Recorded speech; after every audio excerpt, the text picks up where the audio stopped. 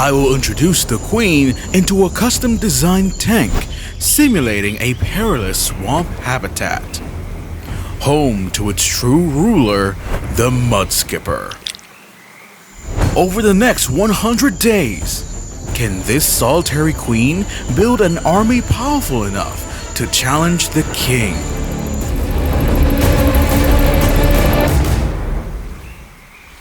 Meet the Mudskipper. Perhaps the only fish capable of being bitten by mosquitoes. A bizarre creature that thrives underwater yet leaps onto land to hunt.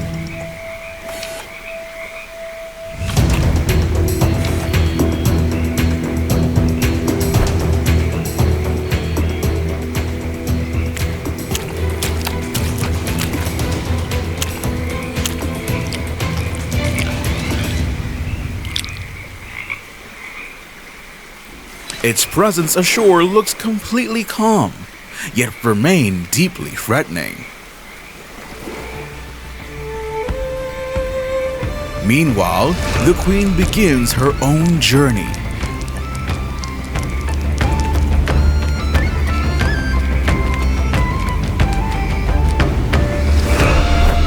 Discovering a secure spot to nest and prepare her first generation of workers.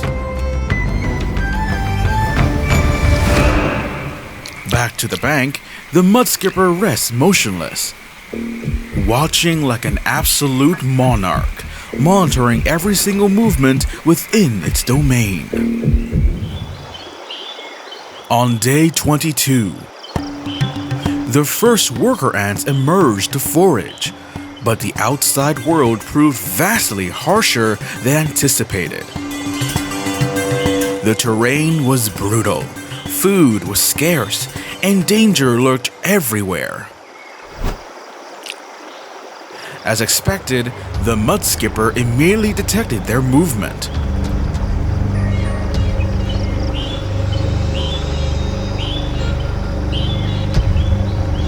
It closed the distance with terrifying speed,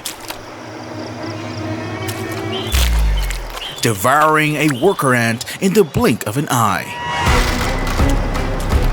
From that moment on, every single foraging excursion ceased to be a simple hunt for food.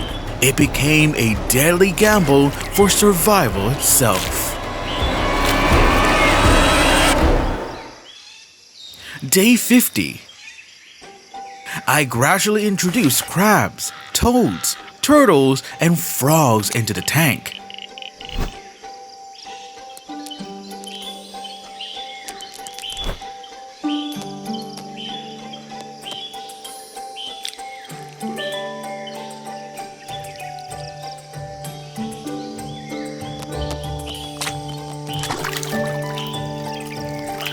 All adapted quickly, making the swamp habitat noticeably richer and more vibrant.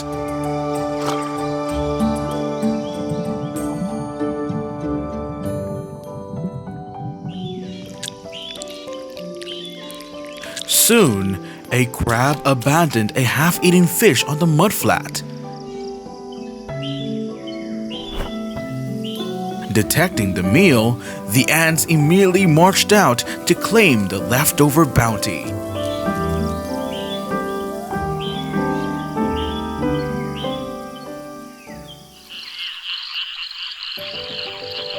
Deep inside the nest, the queen and her dedicated workers labored tirelessly, ensuring the colony's relentless growth continued.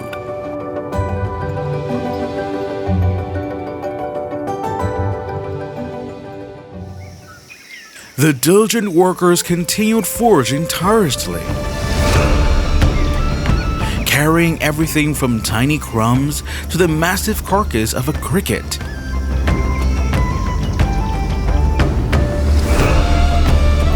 They worked in perfect harmony. Suddenly, from the distance, a sun skink emerged and quietly closed the distance.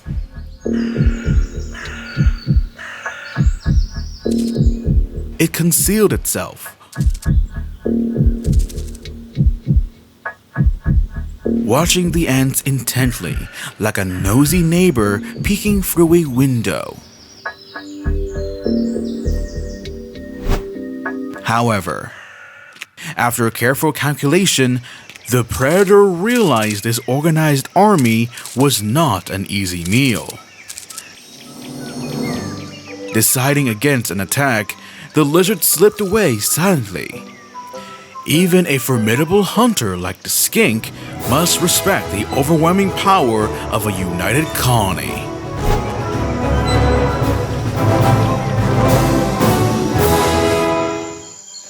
Deep underground, the queen meticulously tended to the nest and guarded her eggs.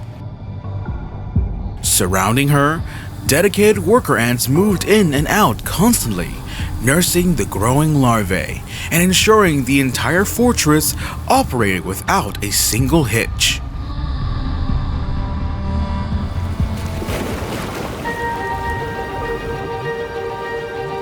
OMG!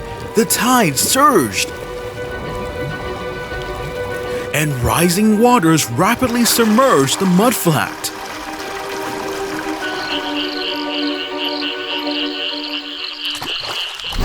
Panic gripped the colony.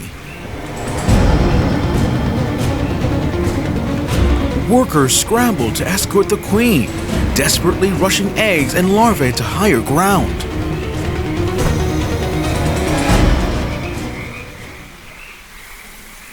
However, chaos separated the colony. Several ants found themselves stranded on a rocky outcrop, while others were swept away, trapped in the swirling currents.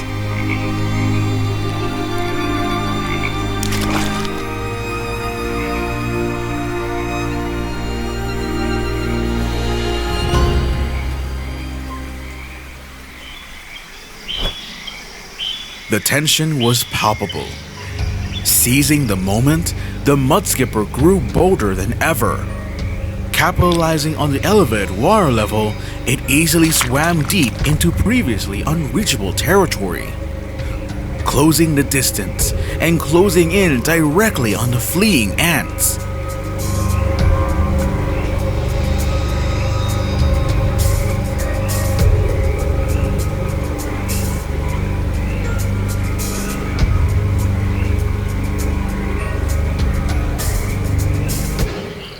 Exploiting the rising tide, turtles and crabs crawled ashore to forage.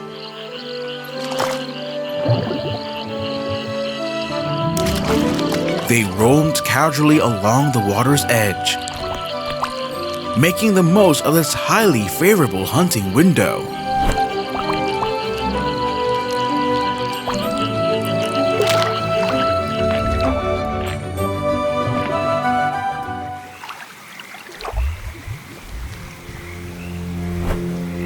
Once the tide receded,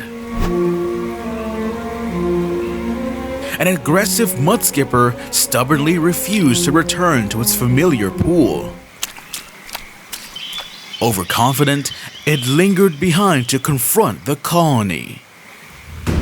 Instead, the ants launched a furious counterattack, swarming and biting relentlessly. Fortunately, after a chaotic struggle, it managed to break free and sprinted back to the safety of the swamp.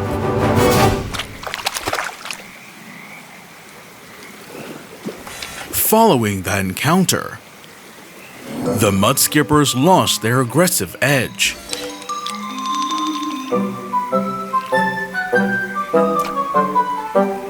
They now kept their distance, staring towards the colony as if recognizing their own limits.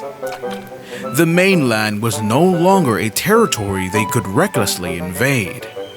Acknowledging this invisible boundary, they simply abandoned any desire to wage war against the ants. Which strategy do you think is more effective? The ants' overwhelming numbers or the predator's fierce aggression?